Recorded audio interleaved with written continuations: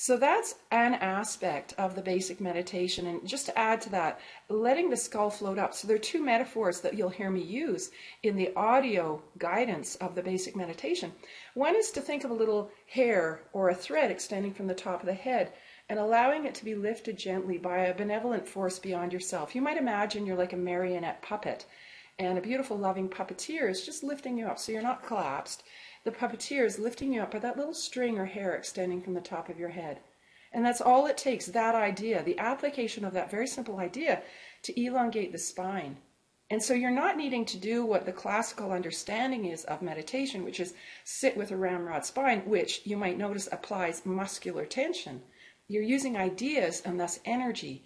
Drop the pelvis, become like a Raggedy Ann or Raggedy Andy doll, letting the legs and the arms dangle from the sockets, and the drain of tension is immediate and infinite and phenomenal.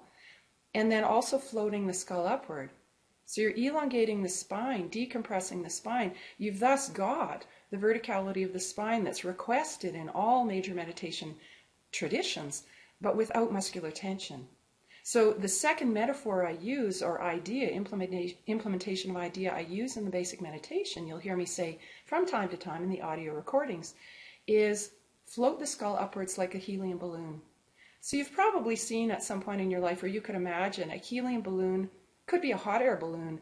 And the idea is there is an expansion of energy. The helium is, and some people will understand the physics of this far greater than I understand the principle. The helium is lighter than standard air. As a hot air balloon, the particles inside the balloon are heated and expand. In both of those analogies, the balloon rises, the hot air balloon, the helium balloon. And it's simply the expansion that lifts the balloon. In this case, your skull is represented metaphorically by the helium balloon, the hot air balloon. So you're just floating your skull upward. There's no application of muscular tension. It's an idea that affects energy. So what you're doing through the basic meditation, this aspect of it, is you're beginning to get a profound, personal, visceral experience of your body being animated by energy, which is effortless, rather than your body animated by gross muscular tension, which is very laborious and exhausting. It naturally brings into, or inherently brings into your body, a state of subtle chronic tension. So as we shift to energy animating the body, we're shifting out of subtle chronic tension into expansion and an operating system of relaxation, simply by dropping the pelvis. The breath follows it deeper into the body, the arms dangle, the legs dangle, Raggedy Ann, Raggedy Andy is already in place and increasing. Skull is floating up. We've got the elongated spine requested in all meditation traditions, effortlessly and virtually instantly. Very profound. How easy is that? It's transportable. You can do it anywhere. It's so discreet, nobody will notice you're doing it if you're concerned about drawing attention to yourself. And immediately you have shifted your state of being profoundly. The other element that I share in the basic meditation is simply becoming aware of the breath and beginning to notice, when does the breath in begin? And when does the breath out begin? These are things I wish were taught pre-kindergarten, at a very, very early stage, for us to be aware of our breath. For several reasons. As we become aware of our breath, we entrain our mental attention inward. We reclaim our inner state as our access point for profound awareness. Much could be said about that. We entrain our awareness inward. We're no longer scattered. We're no longer overwhelmed. We're no longer distracted. Our mind, our attention is entrained inward, which naturally evokes a state of calm. As we begin to notice our breath cycle, when do we begin to breathe in? When do we begin to breathe out? We tap into something that is so elemental to the human experience. We're noticing the moments of life, birth.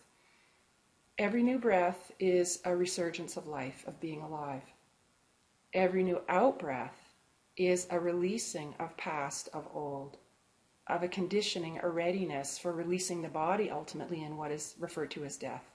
Much can be said on that, and in fact, in a meditation I'll teach to you in the 108-day meditation infusion, we'll go deeper into that. So noticing the breath cycle, when does my breath begin in? And when does my breath begin out? In itself is a meditation technique.